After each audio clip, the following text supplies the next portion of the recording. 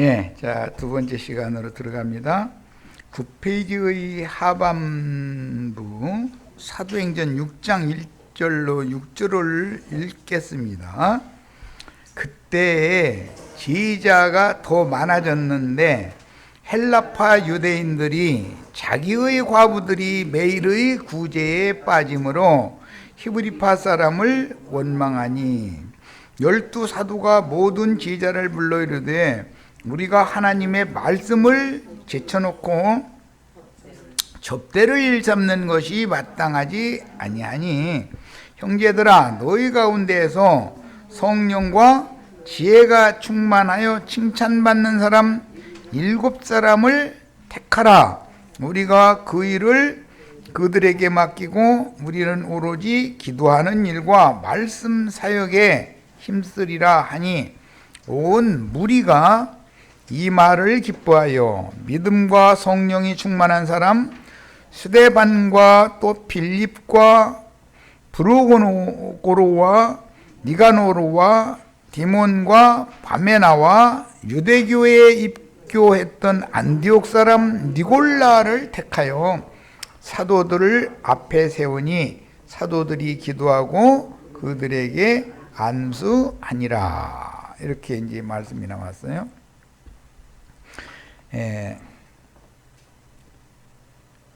유대파의 과부들과 헬라파의 과부들이 차별 대우를 당시 12 사도에 의해서 받았다는 거죠. 자, 이거는 이방에 흩어진 동족이냐 본토를 지키고 있던 동족이냐 같은 과부라도 사도들이 그거를 차별을 했다라는 뜻은 호세아서 7장 8절에 의하면 북조를 대표하는 지파가 이제 에브라임 지파인데 에브라임이 열방에 혼잡되니 저는 뒤집지 않은 전병이로다 이런 말씀이 나와요. 뒤집지 않은 전병. 뒤집지 않은 전병은 좌측이나 우측으로 너무 지나치게 치우쳤다 그런 말이지요. 뭐 전이나 떡을 굽는데 한쪽은 그냥 탈 때까지 놔두고 한쪽은 생탱이로 놔두고 그러면 그거는 안 되는 거죠. 균형이 맞아야지. 자, 그런데 사도들이 그때 당시의 사도들은 다 뒤집지 않은 전병과 같은 그런 상태였다는 거예요. 이방에 보낸 사도들과 유대인들 중에 택한 사도들의 차이가 이거예요. 여기는 대표가 베드로겠죠? 당연히. 그런데 뭐라고 말을 하냐면 우리는 오로지 기도하는 일과 말씀 사역에만 힘쓰리라 이거예요. 그러니까 이 구제하는 일 가지고 서로 교회에서 이러쿵저러쿵 말썽나고 이러는 것은 집사들을 뽑아가지고 그들한테 맡기고 우리는 기도와 말씀 전하는 일만 하겠다 이거예요. 지금 주님의 교회에 어떻게 계급제도가 들어오는지를 지금 보여준다 이거예요. 모세가 그 장인의 제안을 이런 식으로 받아들이게 된다 그런 말이에요. 현실을 보니까 상황을 보니까 이러는 거예요. 이건 큰 시험인 거죠. 교회의 인도 직분을 맡은 자들은 말씀에 입각해야 되는 것이지 우리가 뭘 하겠다 단순하게 그렇게 생각해서 되는 게 아니에요. 성경에 그러하냐를 생각을 해야 되는 거고 그걸 물어야 되는 거죠. 주의 성령께 물어야죠.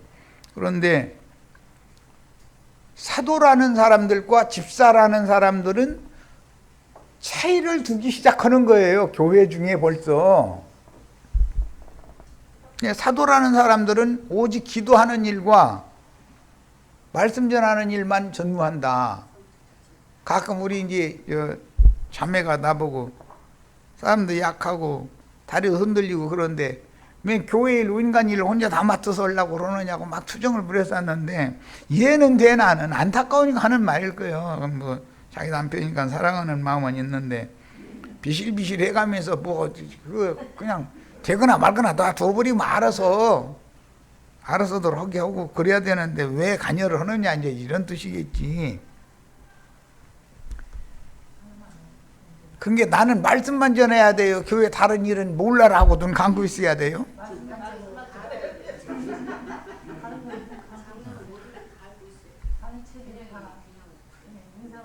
한쪽으로 치우치면 안 되는 거죠. 할 사람이 없으면 자기가 해야지 어떻게 읽고. 가장이면 자기 집안에 어려운 문제가 생기면은 눈 감고 몰라라 해버려? 그 아들, 딸한테 전화해가지고 야 이런 일이 있다, 야 이거 좀 해결 좀 해다고 이래야 돼?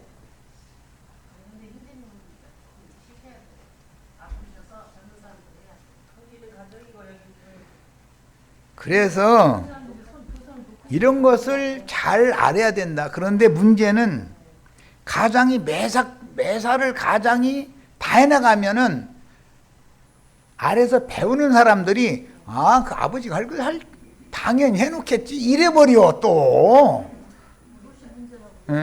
그래서 이게 참 쉬운 문제가 아니다. 가장 노릇하기도 쉬운 게 아니고 교회에서 인도자 노릇하는 것도 쉬운 문제가 아니야. 모두가 균형을 잡게 이렇게 가르쳐야 되고. 그런데 이것은 특히 영적인 일이니까 더 문제다 이거예요. 오늘날 목사라는 사람들은 기도하는 일과 말씀 전하는 일에만 전무하려고 그러지, 복잡한 일이 교회 중에 생기는 것은 아래에서 장로 권사님들 집사님들이 왜 해결을 안 해놨느냐 이거 한마디 큰 소리만 하면 되는 것이지 자기가 직접 하는 몸으로 하는 건 아니거든. 그런데 그게 기독교계의 교권주의자들의 행습이 그렇게 들어왔다는 거예요. 그런 경우는 뒤집지 않은 전병이다. 그래요. 왜 사도들만 기도하고 사도들만 말씀을 전해야 되나요? 그런데 그냥 기독교 생활을 할 때 읽어보면 이거 너무 지당한 말인 것 같으죠? 이 사람 죽어 이놈 뭐고 생각 바꿔놓는 게. 아니 우리 형제 자매님들은 기도하면 안 돼요? 형제 자매님들이 나가서 복음 전해서 전도를 하면 안 돼요? 사도들만 전담해서 해야 되는 거예요? 무엇부터 잘못되어 있고 내가 성경을 똑같은 성경 읽는데 무엇을 개념 정리를 잘못하고 있는지를 지금 지적해 드리느라고 그래요.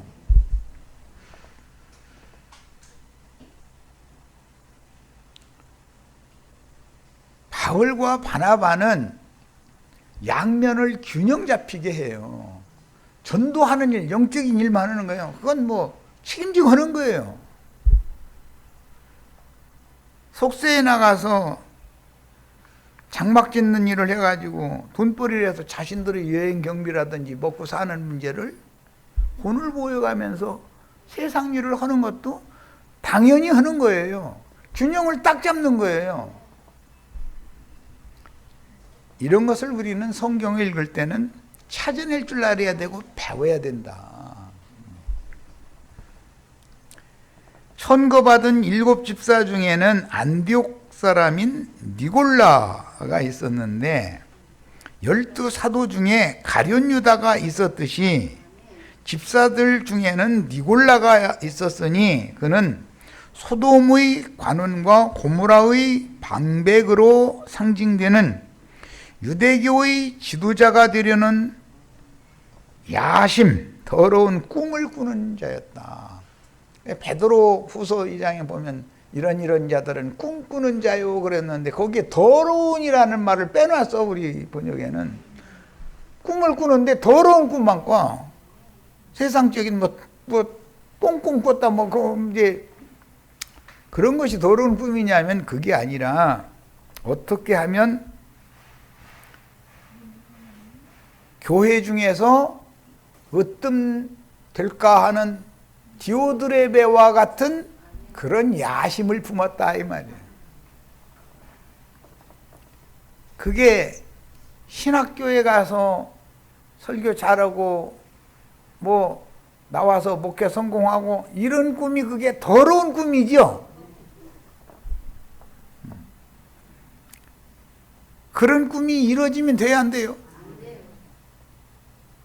요셉에게 하나님이 꿈꾸게 했던 그 꿈이 이루어져야 맞죠? 똑같은 꿈을 꾸는데 하나님이 보실 때 교권주의자가 되고자 하는 더러운 야심의 꿈을 그런 거 포부라고 그러죠. 이제 무지개 뭐 이런 게 상징인데 그런 꿈꾸는 자들이 많다 이거예요. 그게 다 꿈꾸는 자들이다 이거예요. 무엇을 꿈꾸느냐? 평신도들 위해 어떻게 하면 내가 군림할 수 있을까?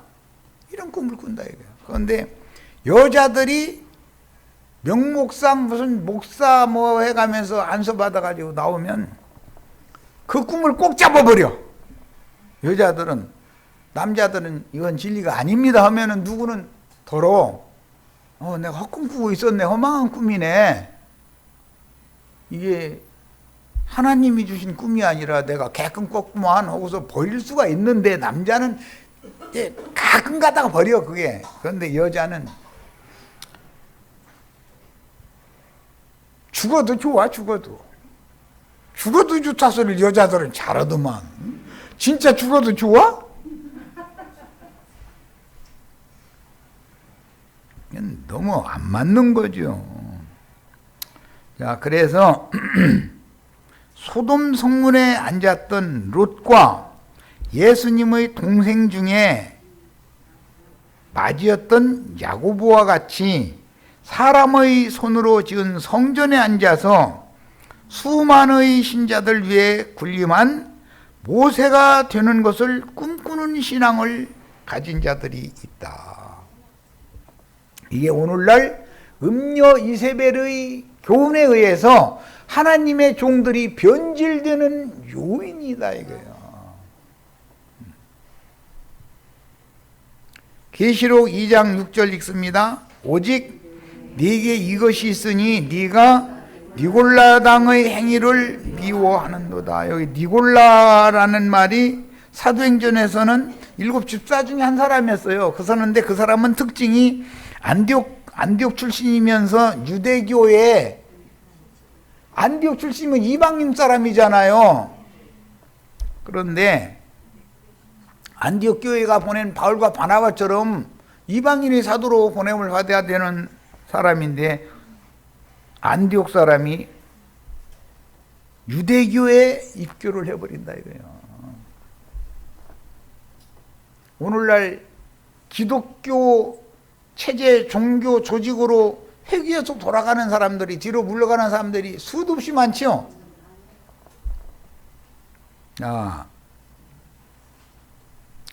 오직 계시록 2장 6절 네게 이것이 있으니 네가 니골라당의 행위를 미워하는도다. 여기 네가는 누구죠? 계시록 2장 6절에 말하는 네가라는 건 누구를 말하는 거죠? 계시록 2장 6절 무슨 교회에 대해서 하는 말이에요? 에베소 교회의 사자에게 하시는 말씀이죠. 2장 15절에 이와 같이 네게도 니골라당의 교훈을 지키는 자들이 있도다. 계시록 2장 15절은 누구 보고 하는 말이죠? 버가모 교회의 사자보고 하는 말이죠. 계시록 2장 20절까지 읽고 오겠습니다. 그러나 네게 책망할 일이 있노라. 여기 네게는 두아디라 교회에게 하는 말, 교회의 사자에게 하는 말이죠. 자칭 선지자라 하는 여자. 창세기에서 뱀에게 미혹당해서 금령의 나무를 먼저 따먹고 자기 남편에게 주었던 여자죠. 그 여자여 할 때 그 어머니라고 하지 않고 그 예수님의 표현을 잘 이해를 하셔야 돼요. 누가 내 형제요 자매요 나의 어머니냐. 육신적으로 마리아는 육신적인 어머니인지 예수 그리스도의 영적인 어머니는 참 어머니는 아니다 이거예요 지금.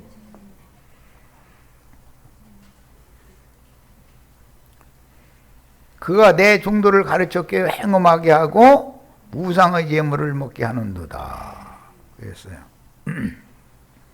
야, 이세벨의 교리를 염두에 두는 말이다 이거예요. 창세기에서는 여자가 남자를 쓰러뜨리는 방편으로 중간다리 역할을 했는데 사실은 뱀이 뒤에서 조종한 것이지 그 여자가 그런 게 아니죠. 니골라라는 헬라어 단어는 니코, 뭐뭐 위에 서다라는 의미의 단어와 라오스, 평민 혹은 일반적인 사람들이라는 단어가 합하여 히브리어나 헬라어는 합성어가 참 많아요. 이루어진 합성어로서 일반인들 위에 군림하는 권력자, 세상에서는 이런 사람들 보고 독재자라고 그러죠. 전에 우리 박통, 전통 이런 사람들이 독재자들이었잖아요. 그냥 군대식으로 밀어붙이는 거잖아요. 불림하고 말 안 들으면 다 갖다 남산 2로 거기다 잡아서 고춧가루 물 갖다 코 속에다 들어붓고 그래서 죽여놓고 나서는 탁 하고 죽더니 억 하고 죽더라고 이러고 앉았고. 그런데 그런 사람들이 오히려 떵떵거리고 잘 살아. 자식 잃은 어머니는 그날 이후로 이를 갈고 국가 권력이 이건 잘못했다고 막 그냥 막 한 거를 하는데 그 뭐 해야 소용없는 거예요. 나라가 그런 독재적인 권력을 함부로 휘두르고 이러면 그건 나라가 아니죠. 더구나 민주주의 국가가 아니라 그건 독재 국가지. 히틀러 나라도 아니고 히로히토의 전범 국가도 아닌데 그게 그런 짓을 해서는 안 되죠. 야, 영적으로도 평신도들 위해 군림하는 자세를 취하며 우쭐대는 교권주의자들이 바로 니골라 당이다 이거예요. 니골라 당은 당연히 발람의 행위를 뒤에다 살짝 감춰놓고 있다 이거예요. 자기 싹쓸 받아서 먹고 살고 배 채우는 것이 그 사람의 목적이지 말씀을 전하고 복음 전하는 것이 목적이 아니에요. 그것은 하나의 형식을 취할 뿐이지 이런 것을 하나님의 눈은 못 속인다. 진실한 사람 같으면은 성도들의 뒷주머니가 볼로 거냐 핸드백이 볼로 거냐 안냐 도마도 잔뜩 핸드백에다 넣으면 돈으로 보여. 그게 사람이 뭔가 색안경을 쓰고서 자기 주장을 하기 시작하고 하는 것은 목사가 일방적으로 설교를 쫙 보다 보니까 그 말이 100%가 맞은 것이 돼버려. 사실은 처음부터 거짓말인데 그게 이게 비밀이라는 거예요.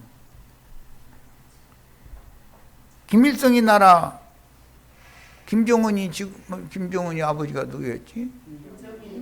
김정일이, 김일성이, 김정일이, 김정은이 3대까지 왔는데 3대에 걸쳐서 거짓말로 밥 먹고 살아. 그런데 거기 초등학교라고는 않겠지. 거기는 어린아이들 학교 다니는 인민학교라고 그러지. 거기 인민학교 처음에 들어간 아이들은 서울 종로통에는 어린아이들이 옆구리에다 깡통 하나씩 다 차고 다니면서 숟갈에다가 깡통 넣어가지고 떼그럭떼그럭 소리 내면서 이러고 다닌다고 철수철명해 믿어. 그러면서 우리 태양이신 아버지 하나님 아버지가 지금 우리 잘 먹고 잘 살게 해준다. 막 그걸 계속 세뇌시키니까 진짜 그런 줄 알아. 그런데 그들이 제일 무서워하는 것이 지금 전파를 타고 인터넷, 유튜브 이런 것이 막 방송이 나가고 그러면 그걸 막을 수가 없잖아, 이제는. 그러니까는 여기서 굶어 죽으나 압록강, 두만강 건너 만주로 중국으로 도망가다가 총 맞아 죽으나 죽는 건 매한가지니까 굶어 죽느니 도망가겠다. 이래가지고서 우리나라로 들어온 사람들이 수도 없이 많잖아요, 지금. 그러면 나 같으면 정신 번쩍 차려가지고 중국에다가 석탄 팔아가지고 미국이나 호주나 저런 나라는 밀가루가 흔해 터지니까 옥수수 가루 얼마나 흔해 터져. 그거 잔뜩 갖다가 국민들 배골치 말라고 그거 먹여. 그런데 산판 파가지고 아직도 옥수수 심어가지고 우리가 농사를 져가지고 자급자족을 하자. 이거 자급자족이 됩니까? 산판 땅밖에 없는데? 쌀은 아버지 제사 때나 구경하고 이거 말도 안 되는 짓을 하는데도 태양이신 우리 아버지가 지금 우리 잘 먹고 잘 살게 해줬다. 이렇게 철석같이 믿는 거예요. 종로통에는 어린아이들이 전부 다 허리춤에다가 빈강통에다가 숟가락 하나씩 넣고 땡그랑 해가면서 그러고 거지들만 돌아다닌다고 이렇게 믿으니 이게 과연 기독교인들이 하는 행습이나 뭐가 다르냐 이런 말이야. 여기에 이런 왕의 상 모든 것들이 산의 진미가 준비되어 있는 말씀 증거가 여기에서 증거된다. 여기로 와라 하면은 미쳤냐고. 거기 가면은 빈강통에다 숟가락만 땡그랑 하는 사람들만 모여 있는데 왜 거기를 가냐고 이러고 앉았다 이거예요. 이 사람 참 힘들어. 저 복음 전하기가. 예수님만 힘든 게 아니야. 사도들도 힘들었고 증인들이 다 힘들었고 오늘 우리도 똑같은 그런 과정을 겪을 수밖에 없는 거예요. 상황이 이러니까. 처음부터 거짓말하는 자요, 살인자인 마귀의 사탄의 사자들이 얼마나 수천 년 동안 세뇌를 시켜놨는지 저희 굶어가면서도 그들의 아버지 하나님 다른 신 마귀가 배 터지게 해줘가지고 우리는 행복하다는데 어떻게 할 거요? 세상 나라는 하나의 표상이지요. 기독교인들을 상징하는 거잖아.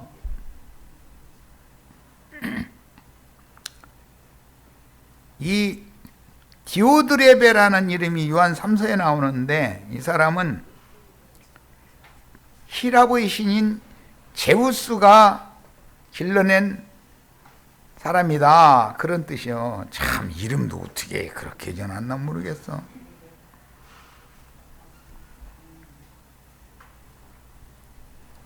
여호와 하나님을 제우스가 그 자리를 대체하고 있다 이거예요. 제우스가 길러낸 자다. 제우스가 양육한 자다. 이런 뜻이요. 디오드레베. 요한 3서에 나오는 말이죠. 디오드레베. 너희 중에 으뜸되고자 하는 디오드레베가 하나님의 종들을 영접하려고도 않고 영접하고자 하는 사람들도 교회 중에서 다 쫓아내고 그랬다는 거예요. 나도관 형제 예를 들어서 사랑의 교회, 순복음교회 뭐 김홍도, 김선도, 김국도 그 삼총사 교회 누군가가 인터넷에서 유튜브로 들어보고 이거 우리가 지금 진리를 사실은 모르고 있네. 아는 체 했지만 뒤집지 않은 전병처럼 우리만이 진짜고 나머지는 다 가짜인 줄 알았더니 이게 반대네. 이러면은 목사님이 나도관 형제 말 더 유심히 모든 성도들 다 들어보라고 그럴 것 같아요. 저 이상한 놈 쳐내야 된다고 그럴 것 같아요. 추례를 당하면은 그게 복이요. 우리 형제 자매님들 기독교에서 추례당한 것이 얼마나 감사한 일인지 아셔야 돼. 거기서 방석 하나씩 주고 손목에다가 방석 매달아주고 이러고 있었으면 못 나와. 못 나오면 지금 나도 형제가 가르치는 말이 이상한 거지. 그 체계 안에서 들으면 이상하지. 좀 이단이지. 자, 본문에서 요한은 자신을 예수의 환난과 나라와 참음에 동참하는 자라고 소개하였고, 예수의 환난이라는 뜻은 하나님의 말씀과 예수의 증거를 인하여 세상적인 율법 종교 체제의 지도자들에게 당할 핍박을 염두에 두고 하는 말이다. 유명한 말이 나오죠. 구약성경에 야곱의 환난, 예수의 환난에 대한 예표죠. 요셉의 환난, 예수의 환난에 대한 예표잖아요. 그러면 예수님이 이런 환난을 받았으면 우리도 똑같은 환난을 당연히 받는 거예요. 그런데 그 원인이 뭐냐를 알아야지. 근원을 알아야지. 예수님은 유대교 지도자들에 의하여 복음의 제사장 직분을 행하다가 제사 문제로 카인이 아벨을 죽인 것과 같은 박해를 받았는데 결국 죽임을 당하여 말씀이 응하였고 성경의 예언들이 이루어졌다. 예수님과 사도들을 통해서 이루어진 것은 표적이다 이거예요. 오늘 우리에게서 이루어지는 건 완성인 것이죠. 자, 주의 사랑하시는 제자 사도 요한은 무엇보다도 주님의 왕국을 위하여 온갖 핍박을 견디며 하나님의 말씀과 예수에 대한 증거자로 인생을 드렸으며 세상이 까닭없이 주님을 미워한 것과 같이 그 당시 살아있는 증인이었던 요한을, 형제 요한을 미워함으로 소아시아의 에베소에서 가까운 반모라는 섬에 유배가 되게 되었습니다. 섬에 유배를 했어요. 혹독한 핍박에도 굴하지 않고 예수의 참음에 동참한 것은 죽기를 하나고 나중까지 견디는 자는 구원을 얻으리라는 주님의 예언을 이루는 신앙의 싸움을 의미하는 것이다. 이게 예수의 환난에 동참하는 것은 신앙의 싸움, 예수님이 신앙을 위해서 싸운 거잖아요. 군대 장관이죠. 영적으로는 미가엘이죠. 그런데 가나안 땅에 쳐들어간 여호수아와 갈렙의 지휘를 받는 각 부대의 12지파의 선봉장들이 다 있었죠. 우리 형제 자매님들은 이런 이상을 다 봐야 된다. 마귀 혼자 싸우는 게 아니잖아요. 사탄의 사자들, 거짓 교훈과 살인하는 교훈을 끊임없이 세뇌시키는, 그래가지고 그들이 하는 가짜의 거짓말을 진짜인 것처럼 철석같이 후대가 믿게 만드는 그런 재주를 가지고 있는 자들이 있다 이거예요. 진리를 말하면 그런 짐승의 이름이나 짐승의 권세로 인이 쳐진 사람은 진리의 증인이 증거를 하면은 이단자인 거예요. 아까 내가 그래서 평양에 인민학교 다니는 아이들은 대한민국의 종로통에 오면은 전부 깡통 옆구리 하나씩 차가지고 땡그랑거려 가면서 먹을 것 찾으러 쓰레기통 뒤지러 다닌다 이러고 철석같이 믿는 거예요. 자신들이 속고 있다는 건 꿈에도 생각을 안 해. 이게 오늘날 기독교의 현실이다 이거예요. 자, 우리는 여기에서 베드로후서 2장 17절 읽겠습니다.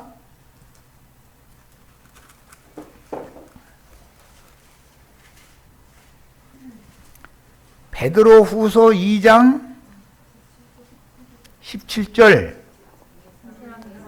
이 사람들은 물 없는 샘이요, 샘인데 물이 없다, 마른 구덩이다. 광풍에 밀려가는 안개니 그랬는데, 이 안개라는 용어가 구름이라는 용어다 이거예요. 이 안개라는 것은 네흐펠레라고 하는 헬라어 용어는 계시록 14장 14절도 구름 위에 앉으시니, 유다서에 또 1장 12절로 13절에 보면 이런 사람들은 물 없는 구름이다 이렇게 돼 있죠. 거기 같은 단어다 이거예요. 그런데 한글로 의역을 한다고 한 것이 강한 바람에 안개가 몰려간다라고 하면 더 알아들을 것 같아도 안개라고 번역을 잘못해 놓은 거다 이거예요.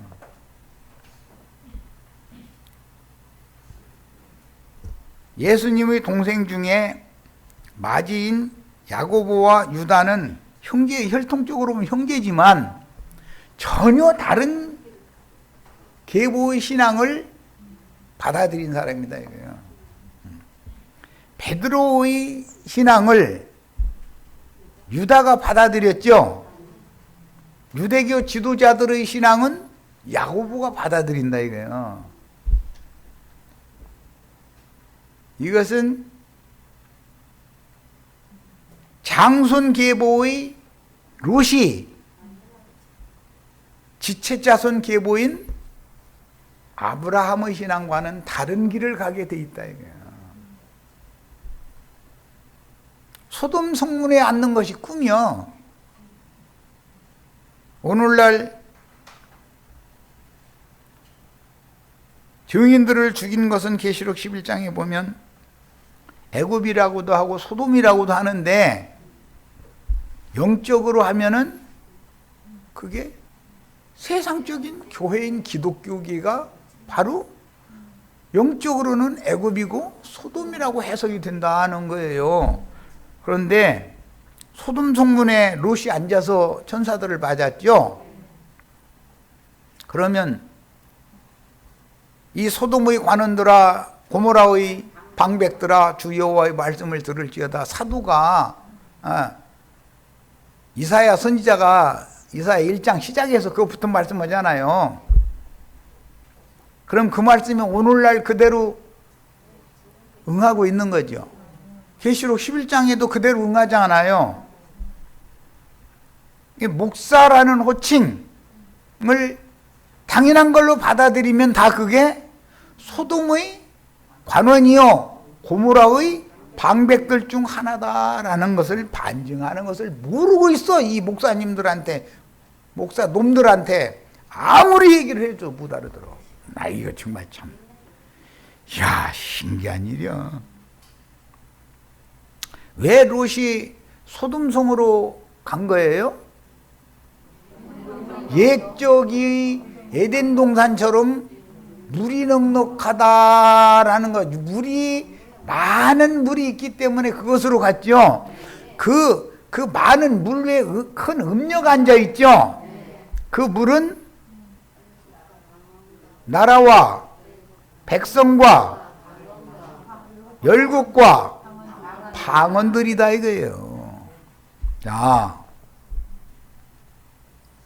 성경의 용어를 알아야 돼. 베드로 사도가 베드로 전서 3장에서도 노아의 때를 설명을 해가면서 물은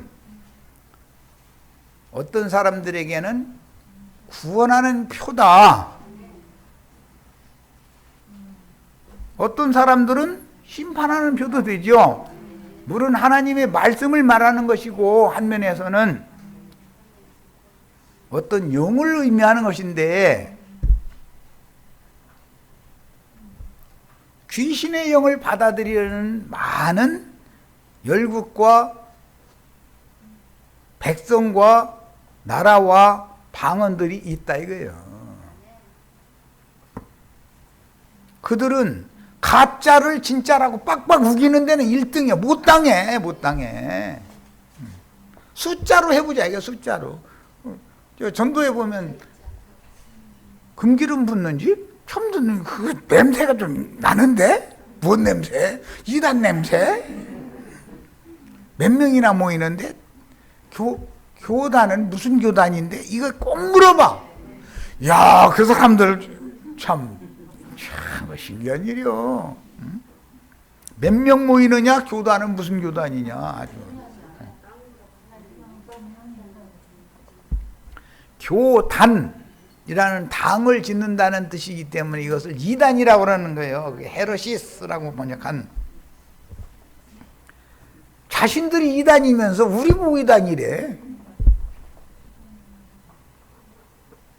형제회는 주님의 교회는 한 몸 된 교회를 세워야 된다는 걸 강조를 하는데 그들이 오해하는 것이 뭐냐? 자신들이 가르치고 주장하는 교리 안으로 하나가 되려고 한다 이거예요. 그 형제회에서 그 하나 교회의 몸 된 교회의 하나를 강력하게 주장하는 가르침을 수십 년 가르침 받던 사람들이 거기서 형제에서 나와가지고 지방교회라는 걸 세우게 됐어요. 근데 그들도 몸의 하나라는 걸 굉장히 강력하게 가르쳐요. 그런데 그들은 지방 입장이라고 하는 교리의 터 안으로 하나가 돼야 된다고 가르친다. 나는 그 틀렸다. 터는 그리스도인 것이고 그리스도를 영접한 사도들과 선지자들의 정확한 가르침이 교회를 세우는 터전이 되는 것이기 때문에 이것은 생명이 한 생명일 때는 자연스럽게 하나가 되는 것이지 생명의 의리에 따라서 어떤 교리를 어떻게 가르쳐서 가르침 받느냐에 따라서 우리만이 하나다 그러면 장로교단, 침례교단 하는 당이 하나 새로 생기는 거다. 이게 나는 이렇게 이제 보다 보니까 가만 놔뒀다가는 지방교회 무너지게 생겼거든. 그러니까는 쫓아낸 거 아니야. 그래서 난 감사하게 생각해. 출교를 안 시켜줬으면은 오늘날 이런 말씀을 전할 수가 없을 거 아니야. 거기서는 이렇게 말씀을 전했다가는 백연아들 묻으니까. 그 다음에 그 베드로전서 3장에 보면 예수님이 죽고 장사되고 부활되어져 가지고 옥에 있는 영들에게 가서 복음을 선포했다는 거예요. 자, 그럼 거기 그 옥이라는 말이 필라케, 사도들이 베드로도 그랬고 바울과 실라도 그랬고 감옥에 갇혔죠. 같은 단어예요. 그 감옥의 간수들한테 오히려 전도를 했다 이거예요. 바울 사도가 로마에 가서 감옥에 들어갔죠. 그런데 그 간수한테 오히려 전도를 해가지고 간수가 감옥에 갇힌 사람한테 자기가 감옥에 갇혔다는 걸 깨닫고서 자유자가 됐다 이거예요. 그 신약 서신서가 이름이 뭐죠?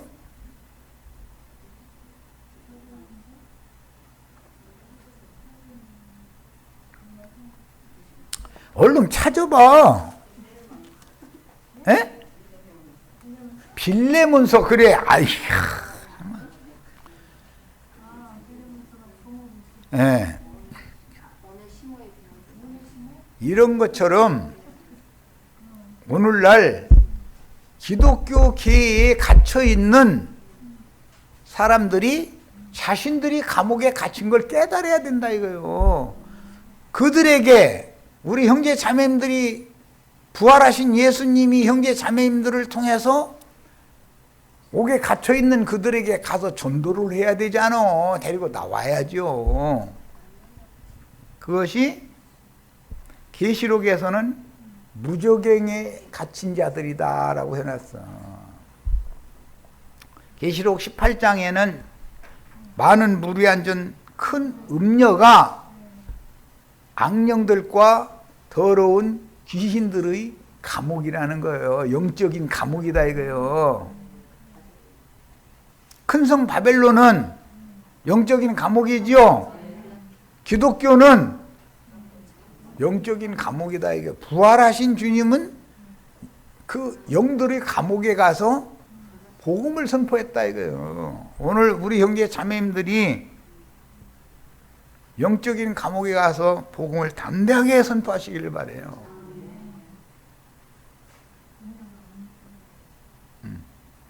성경이 일관된 어떤 영적 흐름을 가지고 있는데 그 흐름에서 벗어나면 안 된다.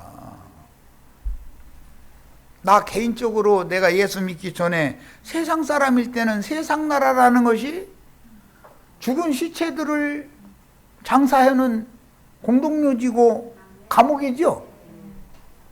내 영혼의 감옥은 세상인 거예요. 크게 넓게 보면. 세상과 짝된 교회는 믿는 신자라 하는 기독교인들의 영적인 감옥이다 이거예요. 여기에 가서 우리 형제 자매님들 담대하게 복음을 전해서 자유자가 되게 해야 된다 이거예요. 자유자가 감옥에 갇혀 있다 여러분이. 그 감옥의 옥사장은 여러분을 가르치는 목사다 이렇게 얘기해야 된다 이거예요. 간수가 누구예요? 목사들 아니에요. 목사들의 대장이 마귀잖아요. 이런 것을 정확하게 진리를 깨달은 사람이나 주님의 종으로 쓰임받을, 군사로, 하나님의 군사로 쓰임받을 수 있는 거예요. 네. 얘기가 거기까지 갔는데, 자, 이제 이번에는 유다서를 또 보겠습니다. 아까 베드로전서 2장 17절, 거기 광풍에 몰려가는 안개라고 그랬는데, 안개라고 번역된 네흐펠레라고 하는 이 용어는 안개가 아니라 뭐라고요? 구름이라는 뜻이요. 구름. 네흐펠레, 구름이라는 뜻이에요. 자, 베드로 사도의 신앙을 본받은 사람이 예수님의 동생 중에서 마지가 아니라 지체 자손인 유다였죠. 자, 유다서 1장 12절 봅니다. 예, 봅니다. 그들은 기탄 없이 너희와 함께 먹으니 너희의 애찬에 암초요 자기 몸만 기르는 목자요. 바람에 불려가는, 아까 베드로 사도는 광풍에 몰려가는 이라고 그랬어요. 똑같은 말이에요. 바람에 불려가는 물 없는 구름이요. 여기 안개요가 아니라 구름이요란 말이야. 자, 그러니까 주님이 구름 타고 오신다 그러는데 광풍에 몰려가는 구름 타고 오시지는 않을 거 아니야. 광풍에 몰려가는 구름, 이런 사람들은 광풍에 몰려가는 구름들이다 이랬잖아요. 베드로후서 2장 17절. 그들은 캄캄한 흑암에 돌아갈 유리하는 별들이다. 이 사람들이다 그랬어. 그 사람들이 누구요? 사탄의 사자들이 아니냐 이 말이야. 짐승 아니냐. 계시록 13장 짐승들 아니냐 이 말이야. 이런 걸 정확하게 알아야 된다. 성경의 일관된 흐름을 우리는 정확하게 알아야 되는 거예요. 자, 이제 자료 말씀으로 갑니다. 예수님은 유대교 지도자들에 의하여 복음의 제사장 직분을 행하다가 제사 문제로 형인 가인이 동생인 아벨을 죽였죠. 그런데 하나님은 아벨 대신에 셋이라고 하는 하나님의 영적 계보의 장자권자를 새로 줬어. 이것은 육체로는 죽임을 당하셨으나 영으로는 죽은 자들 가운데에서 처음으로 살리심을 받은 그 영이 되신 그리스도를 상징하는 사람이 셋이고, 셋의 아들 이름이 이제 에노스부터 쭉 나오죠. 그 계보가 결국 아브라함, 다윗, 예수님으로 흘러가는 계보잖아요.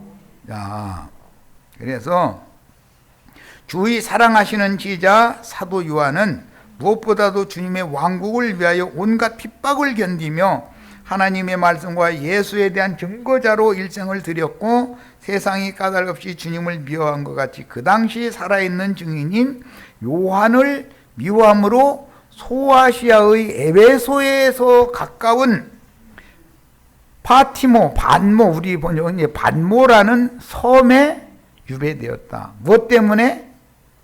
하나님의 말씀과 예수에 대한 증거를 했기 때문에 반모섬에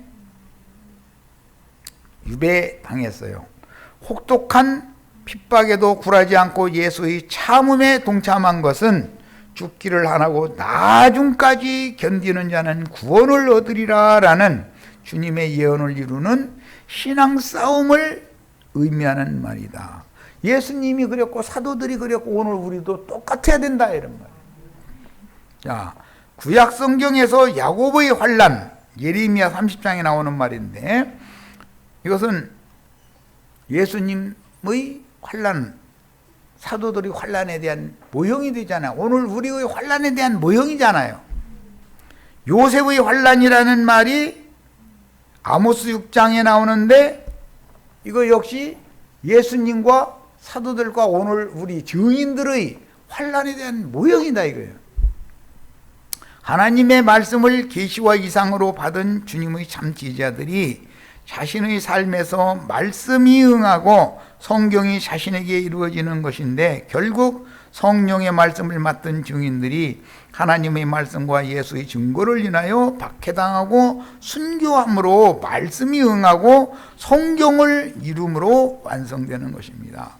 하나님은 그분의 말씀을 태어난 종 선지자들의 입으로 선포하게 하신 한 말씀도 헛되게 하지 않고 믿음으로 받은 말씀을 지자들과 그 세대에게 역사상에 이루실 것입니다. 매 세대에게 이것을 이루셔야 되고, 최종적으로는 충만한 수가 차면 한 시대가 종결되는 것이죠.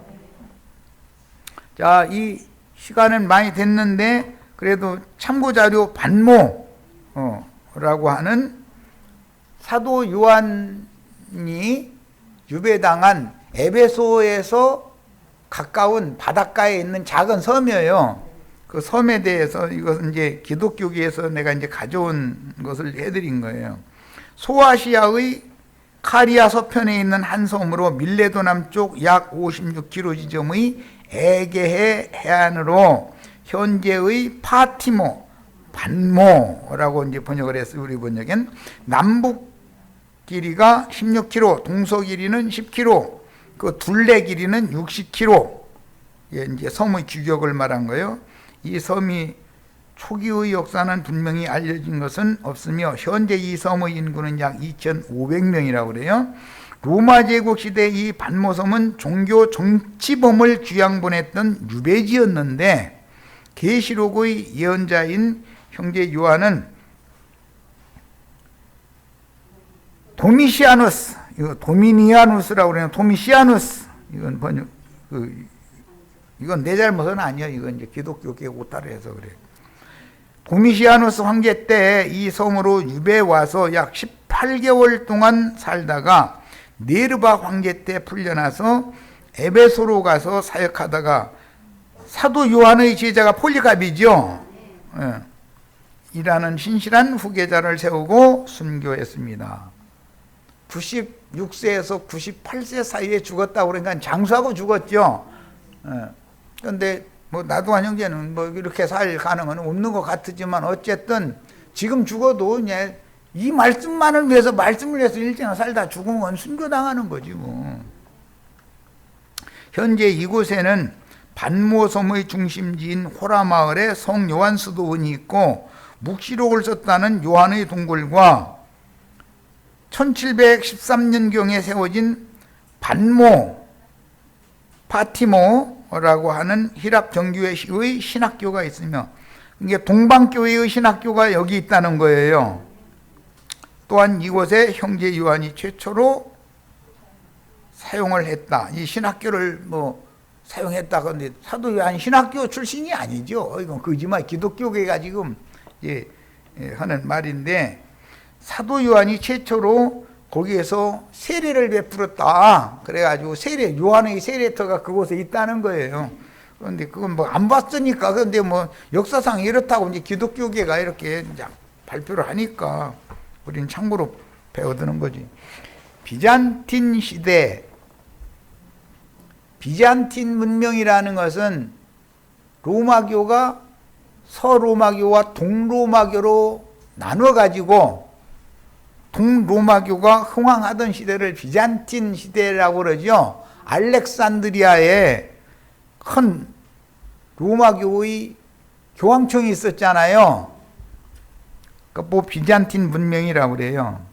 이 성은 수도사 크리스토스 툴로스, 이 크리스토스라는 것은 그리스도라는 뜻이고 둘로스라는 말은 종이라는 뜻이에요. 이게 그리스도의 종이라는 이름이겠지. 수도사의 이름이 참 이름치고 너무 좋아. 다들 이런 이름 좋아하니까. 에베소의 옛 아데미 신전터에 성 요한 수도원을 1088년에 세우면서 반모섬에는 로마교의 파티모지요. 이것도 오타가 나왔네. 로마교의 사제들이 세운 수도원과 세속 교계의 수가 급증하게 되었다. 사람들은 뭔가 참 뭐가 있다 싶으면 거기에 몰리기 마련이니까.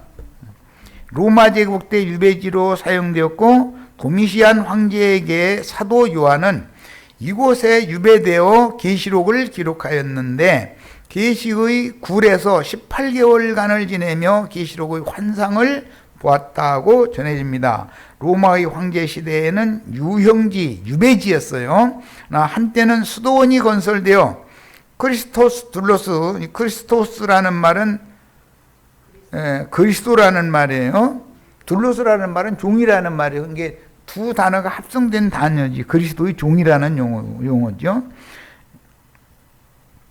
1088년에 요한의 시체라는 지은 그 요한의 세례터가 있는 그 수도원에 요한의 시체라고 하고 있는 미라가 지금 거기에 안치되어 있다는 거예요. 사람들은 미라한테 나가서 절을 해야 돼요? 안 해야 돼요? 나도 한형제 죽걸랑 무덤에 와서 절하면 돼요? 안 돼요? 그 영혼은 떠났고 한 줌 흙으로 아래에서 난 흙집은 벗어버린 것이고 한 줌의 흙으로 돌려보낸 건데 왜 흙한테 가서 절을 합니까? 참 난 사람들 참 신기해. 저럴 때가 그렇게 없어요? 그래서 이 동굴은 20여 명이 좋게 들어갈 만한 바위걸로 그 천장에는 요한이 계시를 받을 때 나팔 소리와 많은 물소리 같은 큰 음성을 들을 때 세 갈래로 막 그 굴이 갈라져 가지고 틈이 생겼다는 거예요. 참. 그러니까 전설이지 이런 것은. 반모섬은 에베소 현재의 셀주크라고 그러죠. 그 파티모 섬의 외항 쿠사다시 항구에서 작은 배로 5시간 정도의 거리에 있는 섬인데, 그러니까 그때 당시는 나오고 싶어도 못 나오는 거죠. 한번 그 섬에 유배당하면. 우리나라도 뭐 고려 때나 이조 때 저기 남해안 섬 많은 어떤 섬에다가 딱 갔다가 누나버리면 못 나오는 거죠. 그와 같은 이치죠. 이게 이제 한국 컴퓨터 선교회라는 곳에서 제공된 말씀을 올려드린 거예요. 반모라는 그 용어를 이해를 시키려고. 자, 오늘은 여기까지 하겠습니다. 자, 내일 모레는 이제 계시록 1장 10절로 넘어갈 거예요. 아, 그러고 참